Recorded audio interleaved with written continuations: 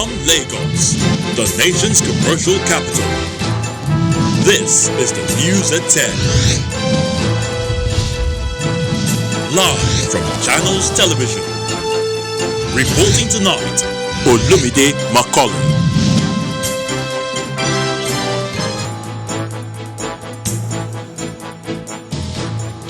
Hello and welcome. Tonight, military says its Operation Crocodile Smile, which kicks off across the country tomorrow, is not going after NSAS protesters. National Assembly leadership call on NSAS protesters to halt their demonstrations nationwide to give government time to address the issues raised. Hundreds of NSAS protesters continue to press home their demands for police reform across the country, with prayers and memorial services for those who lost their lives to police brutality. NSAS protesters launch online radio to aid coordination of its protests nationwide and beyond. And voters in Guinea-Bissau cast their ballots in a controversial election which sees 82-year-old President Alpha Condé seeking a third term in office, plus business and sports stories.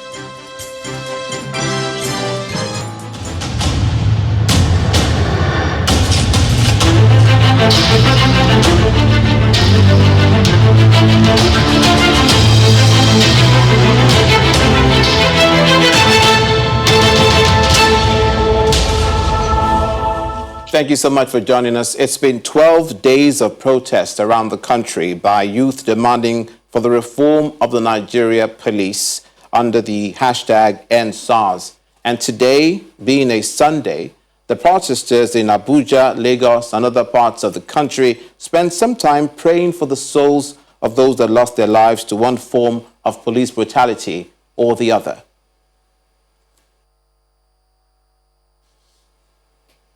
And beyond the protest, the group announced the launch of its online radio, known as Sorosoke Radio, which they believe will aid the coordination of their activities throughout the country and beyond. And while that was going on, the leadership of the National Assembly were meeting with the president in the villa to seek ways to address the concerns raised by the issues. At the end of the meeting, the president of the Senate, Ahmed Lawan, and the speaker of the House of Representatives, Femi Gbadabiamila, asked the youth to halt the protests, their reason to give government time to attend to their demands.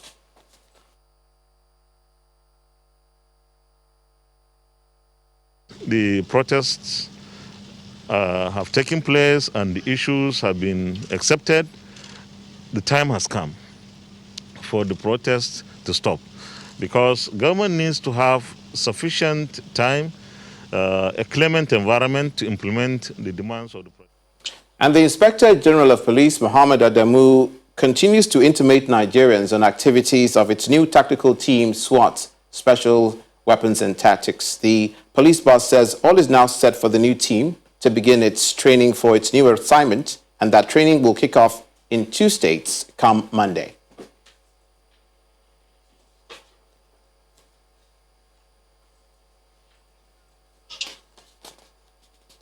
And there's also the appeal from the National Assembly leadership.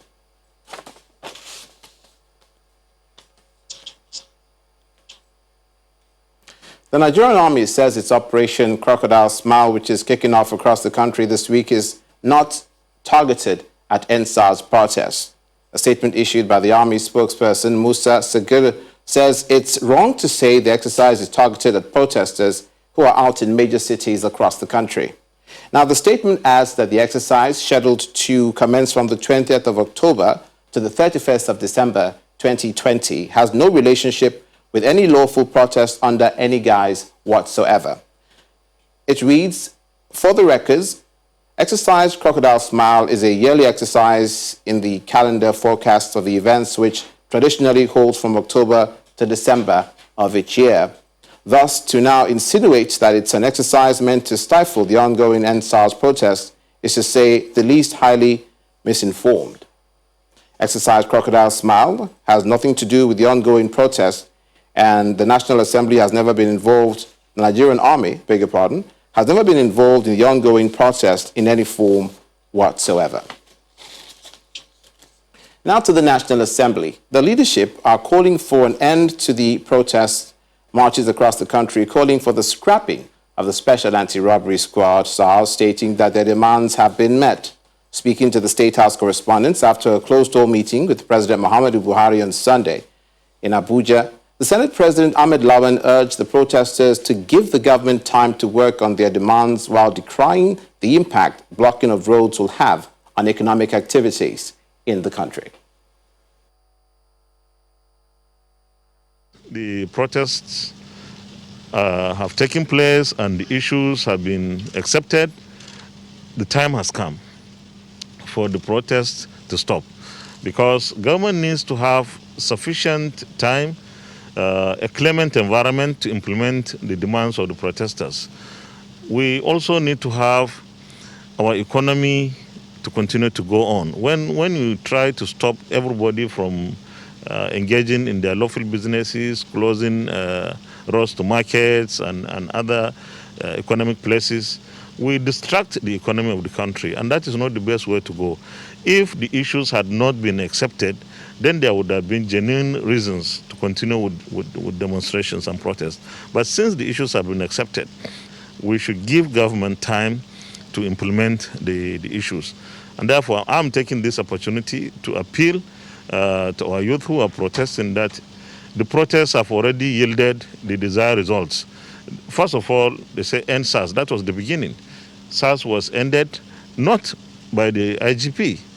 SARS was ended by the president himself. The president, President Muhammadu Buhari, made a statement, a presidential statement, and that will be the first time that any president will say end SARS. And SARS has ended. The other issues followed. The other issues are being addressed, and that's why we are here. So I believe that the time has come for this protest to come to an end, to allow government to address the issues in a very short time. I also believe that other Nigerians have legitimate rights to go on their lawful businesses without let or hindrance. And we cannot have that when the roads are blocked. So we don't want a situation where there will be a degeneration of law and order because somebody is blocked and he feels he must have his way. So we believe that withdrawing from this process at this moment is the right thing to do. Meanwhile, give us the opportunity to deal with matters that we have, as a government, agreed to handle. Meanwhile, the Speaker of the House of Representatives is also calling for an end to the protests, arguing that policy matters cannot be met overnight. He, however, congratulated the protesters for a job well done, assuring them that they can continue with the protests if their demands are not met in 2 weeks. I've heard this story that, we've had NSARS, 4 times before in our past, and that's what people are saying. And like I say, this is the first time you haven't heard it from Mr. President. You've never heard it from Mr. President, but now he said so. So let us tarry a little while. Let us sit back. We've gotten what we want, what we started out with. So let us sit and see what happens. Now, if you like, you begin your protest again if nothing happens in 2 weeks. But let us not continue this thing and then lose the plot. That is what I don't want. I don't want our youth to lose the plot. They've done so well in terms of expressing their grievances, and it's important we don't get sidetracked. Of course, there are tangential issues that they've discussed after the NSARS. Government, we spoke with Mr. President, is looking at every single thing. But some of these things are policy matters that will that are not going to happen overnight. You're not going to ask for electricity overnight, and it's going to happen tomorrow. You're not going to have free roads, and it's going to happen tomorrow. But it's a process, and the important thing is that government has heard you loud and clear. I have heard. Now, it's a continuous engagement. I'm more than happy as the Speaker of the Federal Republic of Nigeria to engage, and I'm sure the Senate President as well, to begin to engage our youth in matters of policy and communicate with Mr. President as well on what needs to be done. Staying with the National Assembly, another lawmaker, Dr. Ibrahim Oloriegbe, has called on the youth to stop the protests in the interest of national peace and tranquility. Speaking in Ilorin, the Kwara State capital, he says they should not allow themselves to be used as pawns in the hands of those seeking to destabilize the nation. Youth have a right to, because when I heard about what SARS does, and when you heard what we did in the Senate, we took very significant notice of what SARS, some of the SARS are doing, who are the police force. And as such, youth are an essential part and they are mostly affected. So I associate with their protest and with their complaint. And we have taken steps as legislators in conjunction with the executive to ensure that SARS is banned. But what I want to say is that youth should not allow themselves to be used for other purposes, which is turning to now. We have no other country than this place. No life is worth to be lost because of another person's political ambition. What we can see happening now is they are being used for political purpose. People that did not win through the normal ballot wants to bring down a system just for them to be able to come through the back door. That is not useful for this country, and youth should not be allowed them to be used. For their main complaint, it's been addressed. You can see the various actions that have been taken, and we continue to monitor too. There are parts of the demand that are not immediate, which are medium to long term. So they can't be on the street until this long time. If they said justice must be, yes, justice will. But justice is too long never make it right. If there are extrajudicial killings, you don't just say this is the person that is alleged to be killed, to have killed somebody, you may take the person and kill the person immediately. That will be two wrongs. What ought to happen is to follow the normal judicial system. So they need to be patient to allow that. And the president of the country has given this assurance, and we should have trust in our president. So I want to plead and urge that we should go back home as youth. We have achieved what we want to achieve. Our leaders have heard us loud and clear, and they have taken necessary steps. Some immediate steps, actions have been taken, and the medium and long-term actions are being taken also. So, and the final thing is to also urge people that are sponsoring violence to know that violence does not pay anybody. Because once a life is lost, I'm a medical doctor, that life cannot be regained again. And anybody that loses life, we are losing future president. We are losing future Dangotes and so on. So everybody has a potential, but you can only achieve your potential through peace. Then the last thing is that nothing is achieved through violence. It is dialogue. When there is a war, the youth know. We had the Iraqi wars, we have the Afghanistan war. What is happening now? America, with all its might and so on, is not able to win Afghanistan. It has to now negotiate with the Taliban. So anybody that has a genuine complaint, we have to come to the negotiating table, dialogue, and together we'll be able to find a solution. Meanwhile, our correspondent, Dari Duwu, reports that the Lekki Tollgate axis in Lagos is still hosting a large crowd of protesters a week after the Special Anti-Robbery Squad, SARS, was disbanded. This is what the Lekki protest ground looks like in the early hours. I don't think so. I don't think so. You do. Waste from the previous day is cleared by volunteers on a rainy Sunday morning. We'll let them know we can keep it down with or without their help. The toll plazas now serve a different purpose. Before the usual large gathering, there are clusters. There are also different groups of fitness communities. Excel Warrior 2. Inhale, reverse. People J. Put an end to Lord to every injustice in every facet of this nation in the name of Jesus. Amen. Prayer sessions with focus on the state of the nation. Hallelujah for the Lord God omnipotent reigneth. Hallelujah. On the sideline, there's a mass for Catholics and other protesters who care to join. Hallelujah for the Lord God omnipotent reigneth. Hallelujah. Hallelujah. Praise the Lord. The Pharisees and the Herodians were enemies. They will never agree. In fact, the Pharisees will say to the Herodians, "You people can never make heaven. You will rot in hell." But they saw Jesus Christ as a common enemy. And for this reason, they came together to plot against Jesus because they saw Jesus Christ bringing them down. That was their fear. There's always music, but the protesters here say this is far from a fanfare. This is not about concerts. This is not about showing the face of stars. We are not here to celebrate celebrities. We are faceless, but we are faceless. successful. We have nothing, but we have our voice. And our voice is what we want to use to fight this movement. We are talking about NSAS and NSWAT. This is just one aspect too. You understand? If we start going into other aspects, there are myriad of issues. So what you are seeing right now is like a backlog of pent-up aggression and everything. The world is watching. Everyone is watching, because we're not asking for anything extra. We're asking for basic human needs.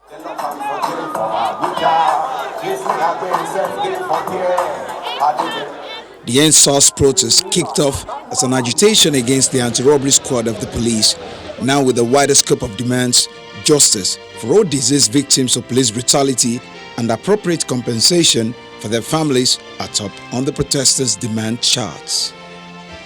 Dare Idowu, Channels Television News. In part 2, after the break, we'll have more on the NSAS protests, this time from other parts of the country. Plus, we'll be joining our correspondent, Olu Phillips, who is in Lekki at the moment, to give us an up-to-the-minute report on what's happening now. Please join us again.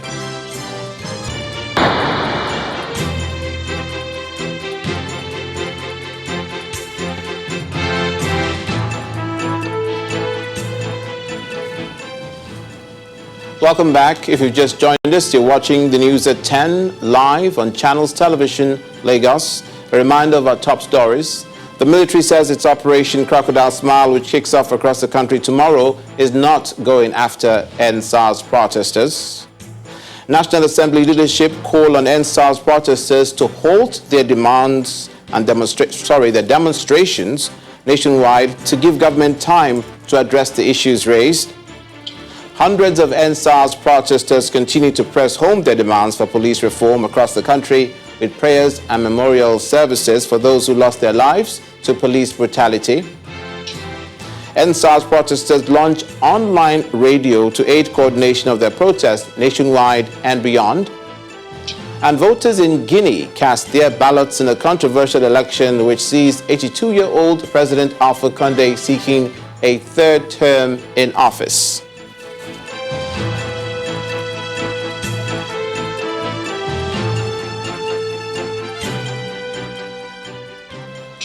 And we'll keep our attention with the NSAS protests, this time in Lagos.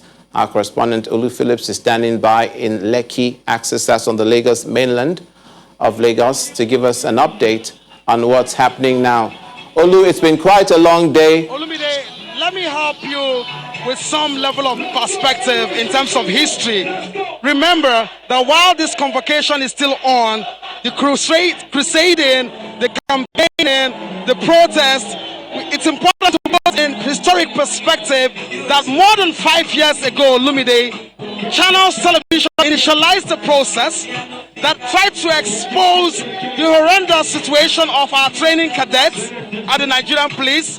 All of those processes were well articulated in series of documentaries and follow-up programs. If perhaps government has responded in the real words and in the right words and in the most articulate manner, perhaps we won't have these tons and tons of heads and sea of heads, voices echoing the same thing, asking that they be given a chance after many years of Nigeria's independence. Olumide, here is it. You say 5 over 5 or 5 for 5, which is what they have demanded for. Government says it has done 3. Today we hear that government has asked all state governments to domesticate that process that allows for people to bring forth all of their arguments in terms of police brutality and all of that. Now, then the big question will be, government on one side, these young people on one side, at what point are we going to begin to measure successes? When are we going to begin to measure the processes and check it up, tick the boxes, and be sure that what they're asking for and what government is saying has gotten to a point of crescendo or an agreement. I want to speak again to one of them who have been speaking up to these people. My dear, please come. Now tell me quickly, at what point will you guys all leave this place? When the government is ready to answer us. When the government is ready to answer us. Because this is not just about the police brutality. SARS was a wake-up call for us. SARS was a wake-up call. You can't keep killing us and expect us not to do anything about it. This is not just about police brutality. This is about the government's brutality on every one of us here. So if they want us to live here, they should answer us. 5 for 5. Do you agree that a lot of people are still suffering from these processes that are here that really do not have anything against you guys, but these protests are kind of hindering their businesses? It's not hindering anybody. People have lost their lives coming out here. They sent armed policemen to protesters that are not armed. People have died coming out here. So this is for us. This is for our future. Sorry about your businesses, but it's for our future. Put your businesses aside and put your life first. We are not just fighting police brutality. We're fighting government brutality too. Absolutely. Now, so this is it. It's coming to a process and a time when it's almost looking like a push and a shove thing. But we're hopeful, and everyone is hopeful that at some point this had a beginning. It should really have a conclusive and positive end as far as all of this is concerned for the government and for these people. This is the hope coming loud and clear from anyone who is reasoning these processes here on this ground, in other parts of the country and other parts of the state. It's back to you, Olumide. Thank you, Olu. Our correspondent, Olu Phillips, in the Lekki axis of Lagos Island before a sea of protesters with the latest report on the NSAS protests. Meanwhile, it's not happening only in Lagos, it's also occurring in Abuja. Youth in the nation's capital continue to defy the ban by FCT authorities on demonstrations by going ahead with the NSAS protest, which is now in its 12th day. Today, they converged at the Unity Fountain and took their protest to the streets of Abuja, chanting solidarity songs and demanding the resignation of the Inspector General of Police. Our correspondent Kayla Megwa reports. It is day 12 of the protests in the nation's capital. Eternal rest grant unto them, O Lord, and let perpetual light shine upon them. The memorial of those who lost their lives in the hands of SARS operatives in full view at the Unity Fountain. All 34 of them.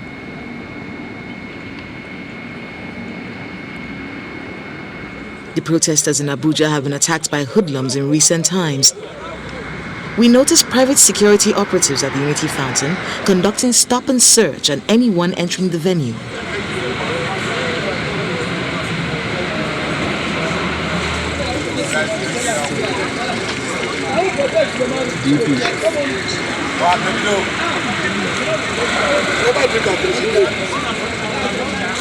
The ambulance is also on ground to sort out any health emergencies during the protest.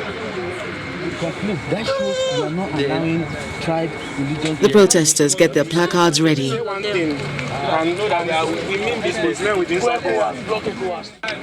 They are seen dragging a goat, which they say symbolizes the slavery Nigerians have endured from the government. They say its blood will be used to appease the souls of the victims of police brutality. This is how Nigerian government has treated us all this while.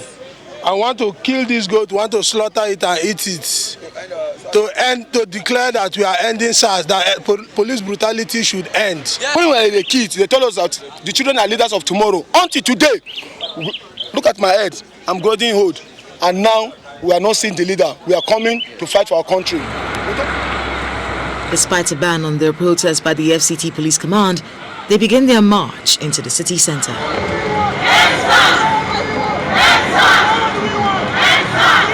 How many people Sassy go kill? How many people Sassy go kill? They go kill us, they go kill us,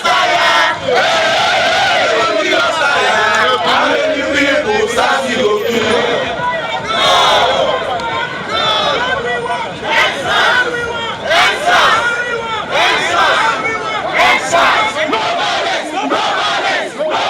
Their march was initially to the force headquarters and the National Christian Center, but both routes were cordoned off by the police.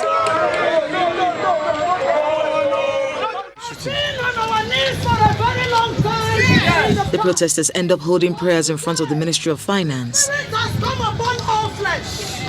The Spirit is upon the youth. Yes. It is not a religious thing. Yes. The Spirit is upon all flesh. Yes. So that we can bring a good governance. As they march, they successfully thwart efforts by hoodlums to attack them.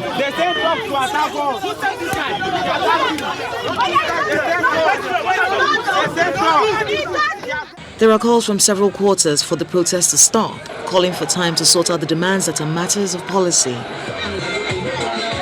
However, there is no sign of slowing down from these protesters and no word on when the protest will end.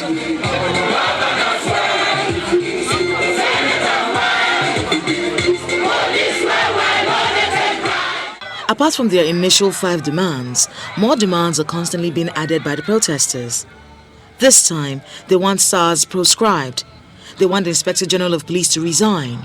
They're demanding good governance, an economic turnaround, and a better life for Nigeria's youth. Kayla Megwa, Channels Television News.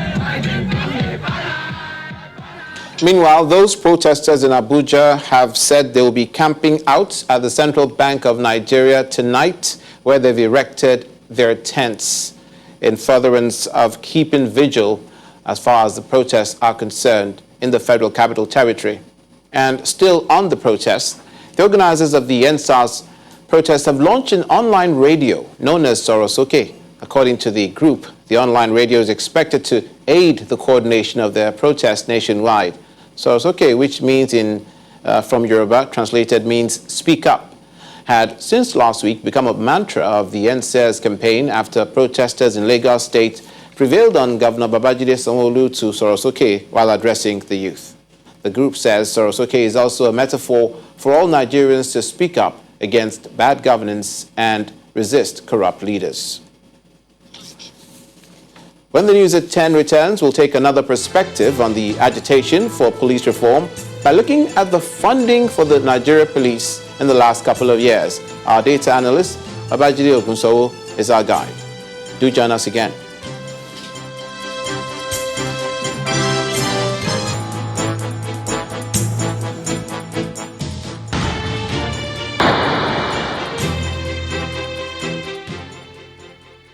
Welcome back. The NSAS protesters, or rather the protests held today in different states in Nigeria, with a uniform call for police reform, in some cases for good governance. The protests were held as prayer walks in some state capitals, while in Kanu, the protest was in support of the disbanded SARS and the recently announced SWAT.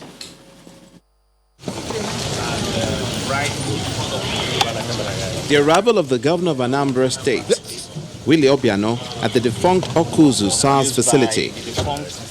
His presence is prompted by the protests in Anambra State. He's here to see things for himself.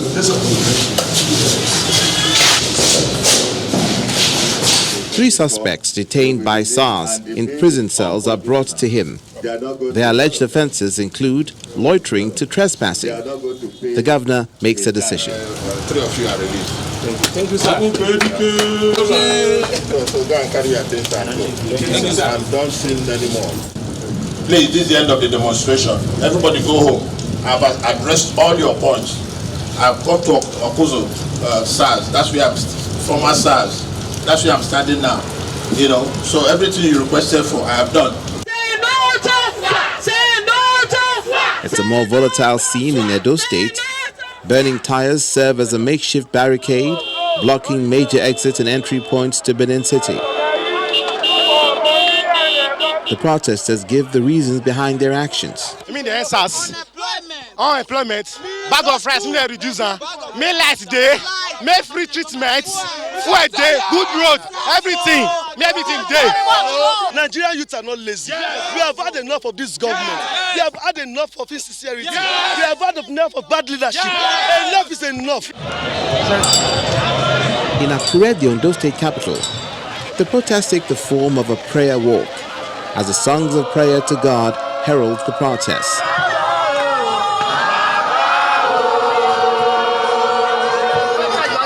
It's a mirror of that in Oyo State, this time with trumpets and musical instruments. The youth make their presence felt as they walk the streets of Ibadan. They pause to pray, symbolically touching the ground.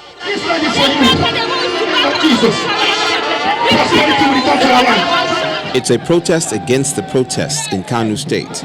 The message here is, we support SARS, no to end SARS, we support SWAT.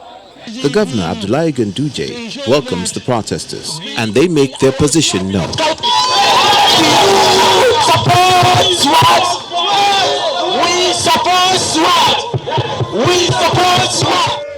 Rainfall in Imo State didn't prevent protesters from gathering in Owerri, the state capital, for a candlelight procession in memory of victims of police brutality.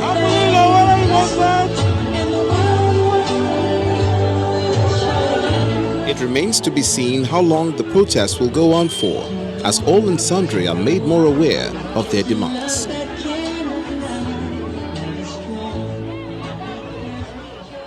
Meanwhile, the Inspector General of Police, IGP Mohammed Adamu, has announced training for the new police tactical team to commence on Monday at the Police Mobile Force Training School in Osun State and in Nasarawa State. Now, a statement by the Force Public Relations Officer, Mr. Frank Mba, says the new police tactical team will operate within very high professional and ethical standards, rule of law, and dictates of the best international practices provided.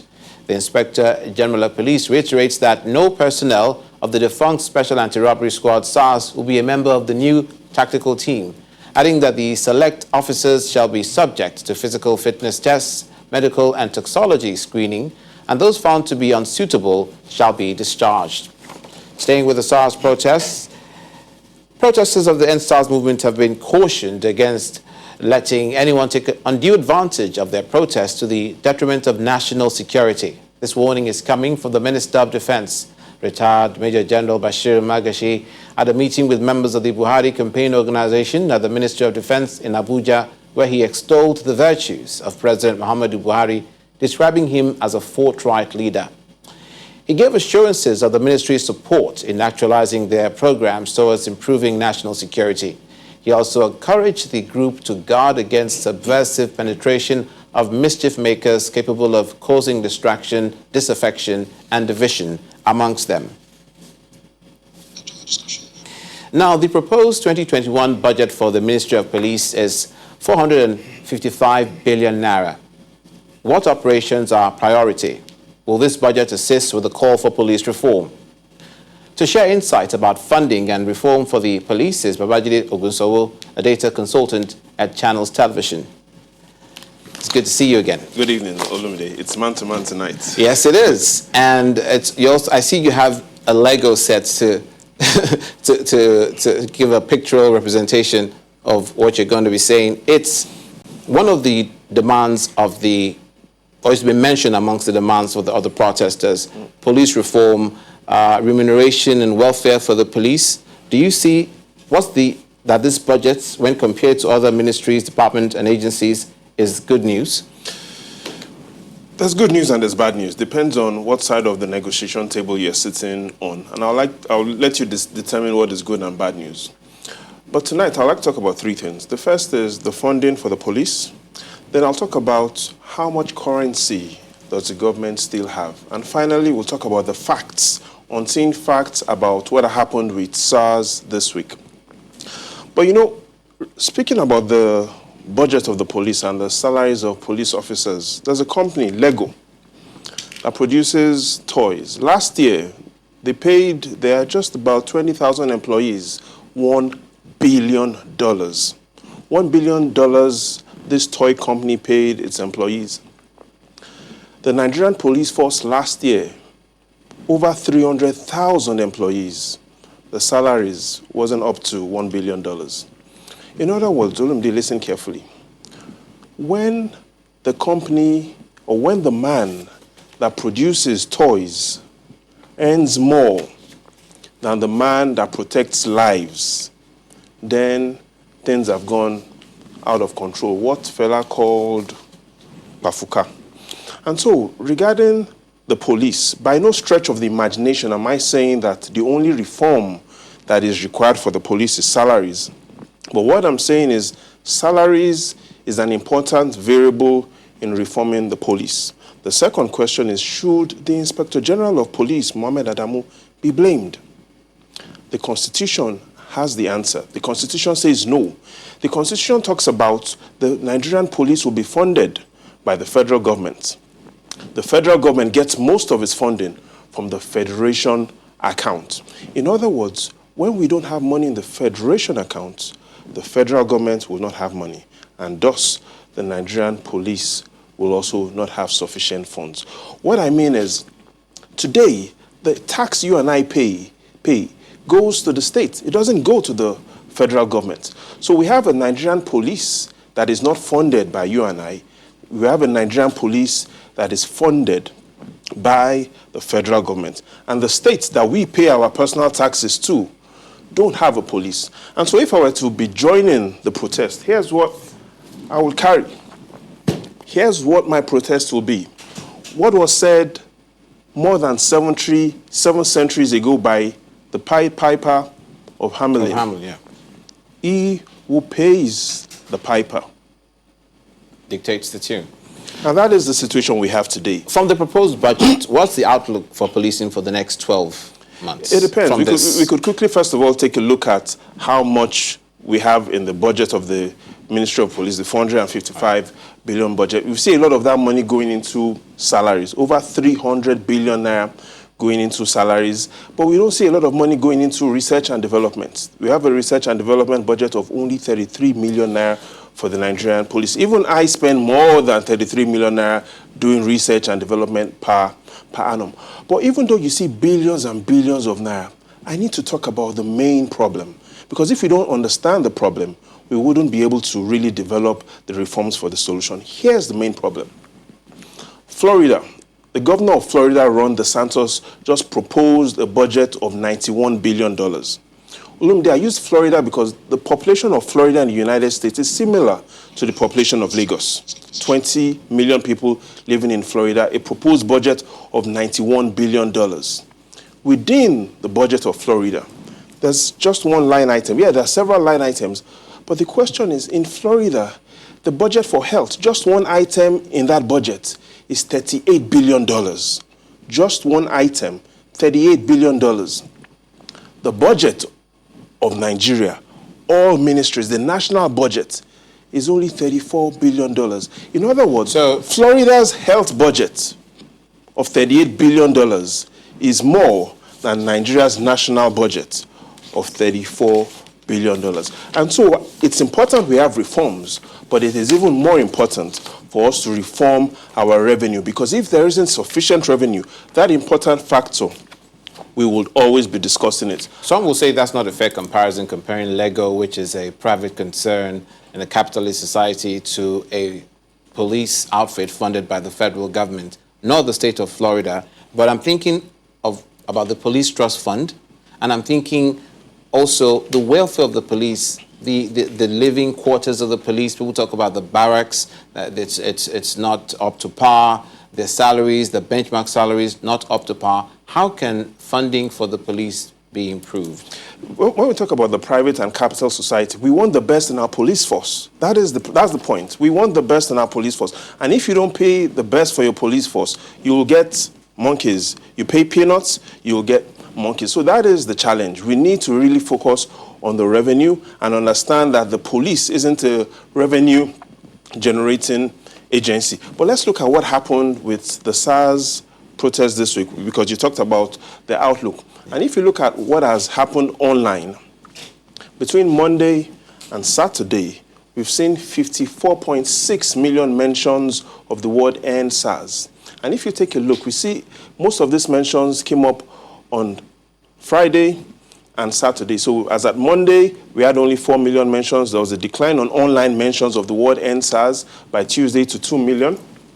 And we see a lot of those mentions coming in at the weekend. So coming in as we've started this new week, we'll be looking at and focusing on, will these online mentions continue, or will we see a decline on those online mentions? Again, depending on which side of the table you are, you will want either the online mentions to keep continuing, or you want to see We've run out of time, but I just want to say that, does it bother you that the police themselves, are they complaining that they're not well paid?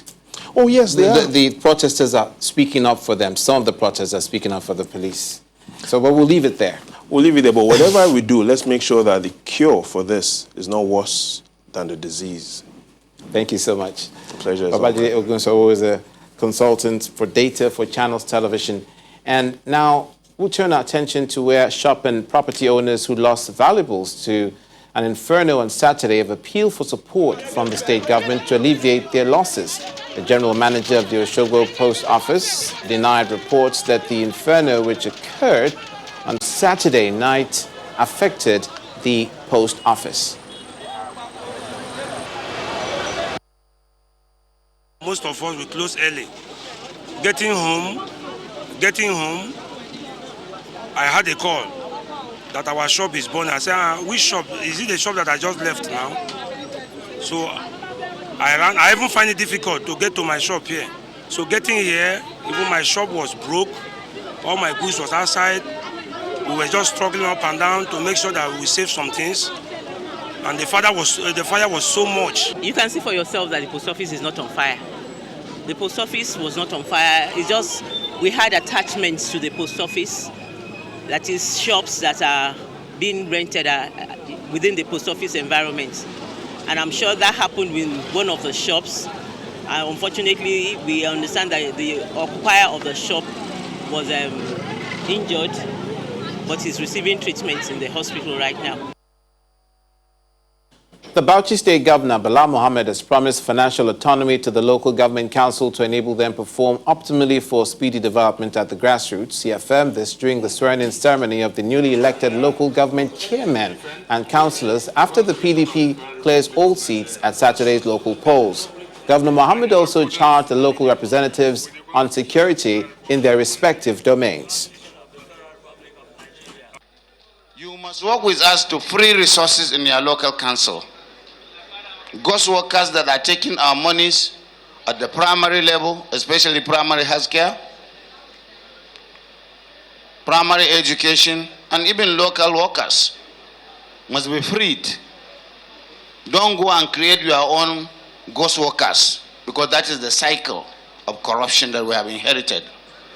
Everybody that becomes a chairman or a councillor will have his own number of ghost workers that they will bring money to him at home.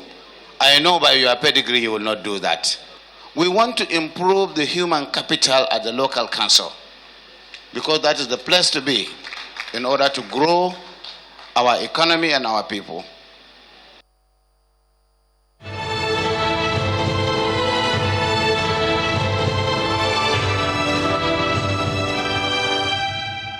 Internationally, Chief Palestinian negotiator Saeb Erekat has been taken today to hospital for treatment of a worsening case of COVID-19. There is heightened concern over his vulnerability to the illness because he underwent a lung transplant in the U.S. in 2017. This comes as the number of confirmed COVID-19 cases worldwide surpasses 39.19 million and the death toll exceeding 1 million people.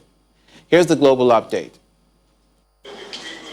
Witnesses say the 65-year-old Erekat was on a stretcher when he was placed inside an Israeli ambulance outside his home in Jericho, in the occupied West Bank. He had disclosed on October 8th that he had contracted the coronavirus. A statement from the PLO says Erekat would be treated at a hospital in Tel Aviv, but did not identify the facility. Meanwhile, Israel has begun to ease the second nationwide coronavirus lockdown after a steady decline in the rate of daily infections. A statement from Prime Minister Benjamin Netanyahu says much of the economy will remain closed, but starting Sunday, businesses that do not offer customer service, nursery schools and kindergartens, as well as national parks and beaches will reopen. Saudi Arabia has allowed its citizens and residents inside the kingdom to perform prayers in one of the most holy religious sites in Islam, Al-Haram Mosque in Mecca, for the first time in 7 months. Earlier this month, Saudi Arabia allowed citizens and residents to perform the Umrah pilgrimage at Islam's holiest site, Mecca and Medina, after a 7-month pause due to the coronavirus. Hundreds of Dutch worshippers from a deeply conservative branch of Protestantism gathered in churches across the Netherlands on Sunday, defying government instructions to limit indoor groups to 30 to try to contain surging coronavirus infections. Although Dutch churches are exempt on constitutional grounds from the government order, almost all church associations had said they would follow the rules after mass gatherings in some Protestant churches last week had sparked outrage. And finally, as cases continue to rise in Europe, Australia's state of Victoria, the epicenter of the country's coronavirus outbreak, will see some of its months-long restrictions eased. But retailers and restaurants must wait longer. After more than 100 days in a strict lockdown, the 5 million people living in Melbourne, Victoria's capital, will be able to spend as much time outdoors as they wish, but must stay within a 25-kilometer radius.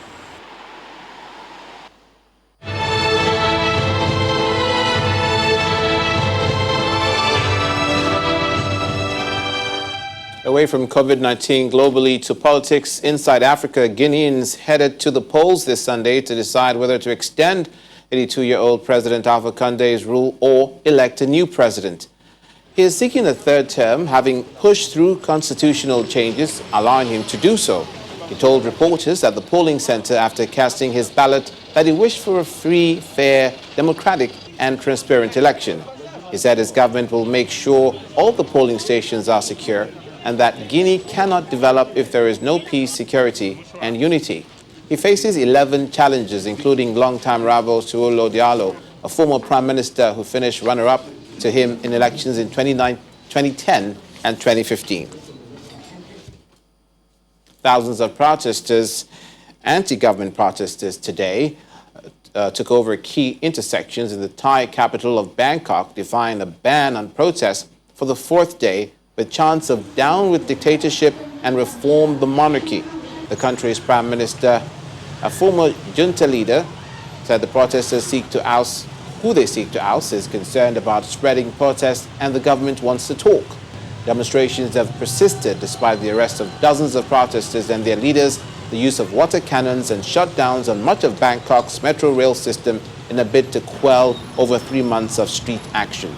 Police made no immediate steps to intervene as protesters took over Victory Monument and Asop, two of Bangkok's most important transport hubs.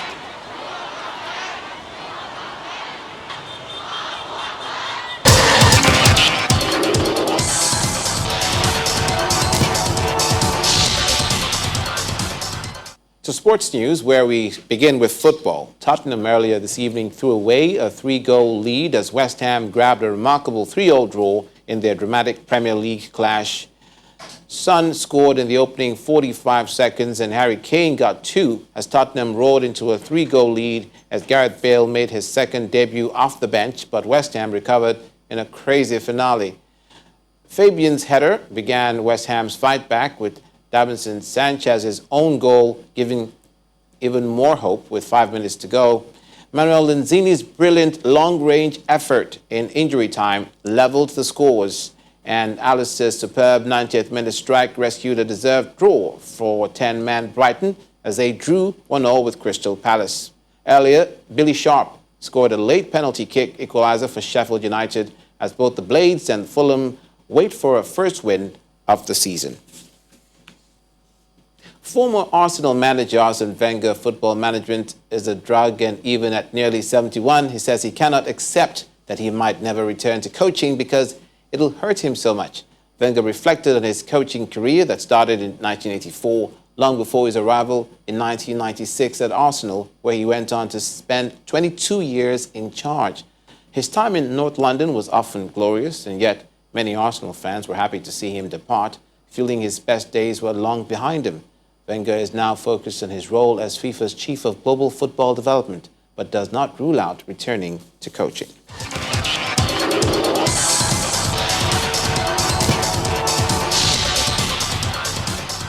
And news just in, hoodlums today attacked NSAS protesters in Ilorin, the Kwara State capital. Again, hoodlums are said today to have attacked NSAS protesters in Ilorin, the Kwara State capital. The state governor, Abdul Rahman Abdulrazak has visited the injured and promised to foot their hospital bill. We don't have the other information as to how they were attacked, but we understand that hoodlums today attacked NSAS protesters in Ilorin, the Kwara State capital. And following the devastation caused by flooding, the Bayelsa State Governor, Senator Deyediri, has directed the immediate closure of all primary and secondary schools across the state. A statement by the governor's chief press secretary, Mr. Daniel Alabra, said the directive takes effect from Monday, October the 19th. According to him, Governor Diri took the decision to avert further danger to lives. The statement reads, the governor gave the directive after leading a team of his cabinet members and other government officials to an on-the-spot visit to some of the flooded communities in Yenagoa and southern Ijaw local government areas on Saturday. The governor, who lamented the devastating effect of the flooding on the people and communities, said his administration would not abandon them at this time of need. And the main news again. The military today said its Operation Crocodile Smile, which kicks off across the country tomorrow, is not going after NSAS protesters. Army spokesman Musa Segru said the military have been professional since the protest started about 2 weeks ago. The National Assembly leadership, that's the President of the Senate, Ahmed Lawan, and Speaker of the House of Representatives, Femi Gbadabiamila, today called on NSAS protesters to halt their demonstrations nationwide to give government time to address the issues. Also today, hundreds of NSAS protesters across the country continued to press home their demands for police reform with prayer and memorial services for those who lost their lives to police brutality. We also told you that NSAS protesters have launched online radio known as Sorosoke Radio, which the group hopes will aid the coordination of its protest nationwide and beyond. And voters in Guinea have cast their ballots in a controversial election which sees 82-year-old President Alpha Conde seeking a third term in office. That's the news at 10 tonight. Thank you so much for watching. I'm Olumide McCall.